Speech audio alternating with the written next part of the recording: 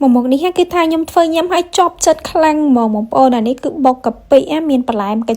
chén thì mà một bốn đăng tại nhom ở tại mình anh mà một bốn complete tri bài tràn màu xem nhom hồ một nâng bốn cái nâng cái giờ miền chỉ cặp bị cặp bọt anh ấy nhom pra mà slap tri bài riêng cặp bông á một bốn nhom chop cho mình cả đào đôi mình nhom chắc rồi còn một bốn miền stuck là miền stuck chơi ấy chop các bạn này một bốn trong vô tự ăn lơi phơi thầm đa các bạn để cặp phơi đôi nhom chân các bạn này đã lơi theo cả hai chỉ mùi này ti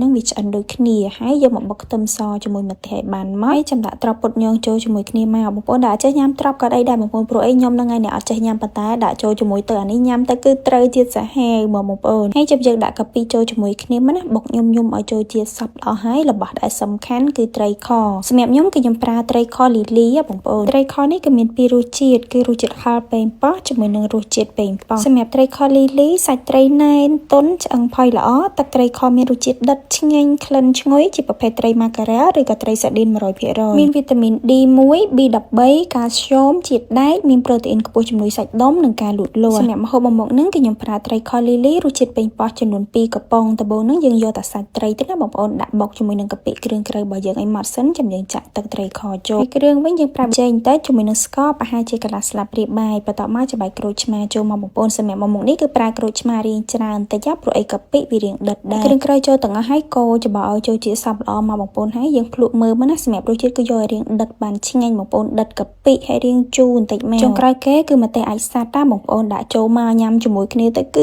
ត្រូវជាតិគ្នាសាហាវនិយាយទៅញ៉ាំប៉ះមួយម៉ាត់មកគឺឆ្ងាញ់ខ្លាំងហ្មងហើយបើថាបន្លែវិញលក់បន្លែស្រស់បងប្អូនដាក់មកមួយកញ្ច្រែងពីរកញ្ច្រែងគឺថាញ៉ាំអស់តែម្នាក់ឯងហ្មងហើយសម្រាប់បងប្អូនដែលចង់នឹងពីព័ត៌មានបន្ថែមពីត្រីខលីលីអាចចូលទៅកាន់ Facebook page BPC Trading ឬក៏អាចតាក់ទងទិញបានតាមបណ្ដាតូបទីផ្សារនានាទូទាំងប្រទេសកម្ពុជារបស់យើងហ្មងហើយវីដេអូរបស់ខ្ញុំក៏មានតែប៉ុណ្្នឹងដែរអរគុណច្រើនជួបគ្នានៅវីដេអូក្រោយៗ